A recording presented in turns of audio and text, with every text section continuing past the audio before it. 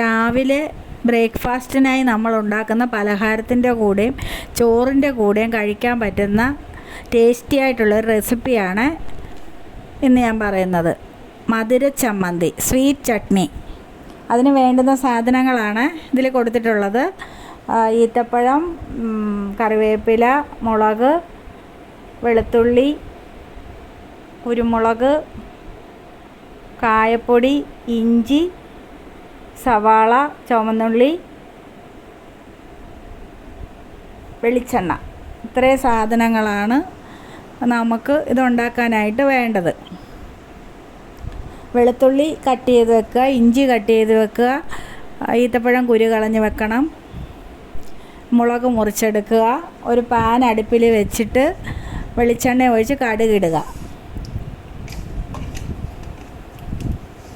കടുക് പൊട്ടി കഴിയുമ്പോൾ നമുക്ക് മുളകിടാം. ആ മുളക് ചെറിയ തീയിലിട്ട് നന്നായിട്ടൊന്ന് വറുത്ത് ഒരു പ്ലേറ്റിലേക്ക് കോരി മാറ്റി വെക്കണം.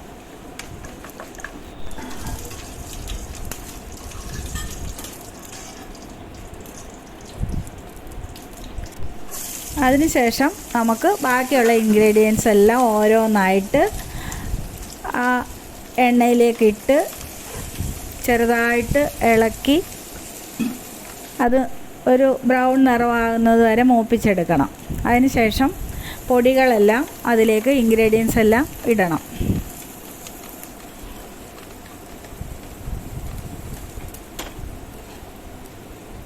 ഇത് കുട്ടികൾക്കും കഴിക്കാൻ പറ്റുന്ന ഒരു സൂപ്പർ ടേസ്റ്റുള്ളൊരു റെസിപ്പിയാണ്.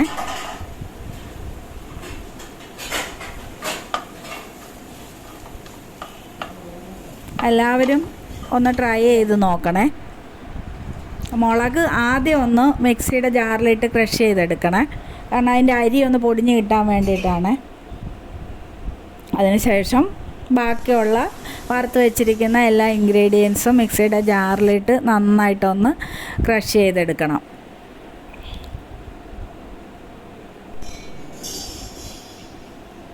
അത് ഒരു പ്ലേറ്റിലേക്ക് മാറ്റി വെച്ച് ഇത് നമുക്ക് ഒരാഴ്ച വരെ ഉപയോഗിക്കാൻ പറ്റുന്ന, ഒരാഴ്ച എന്നല്ല കുറച്ച് ദിവസം ഉപയോഗിക്കാൻ പറ്റുന്ന ഒരു റെസിപ്പിയാണ്.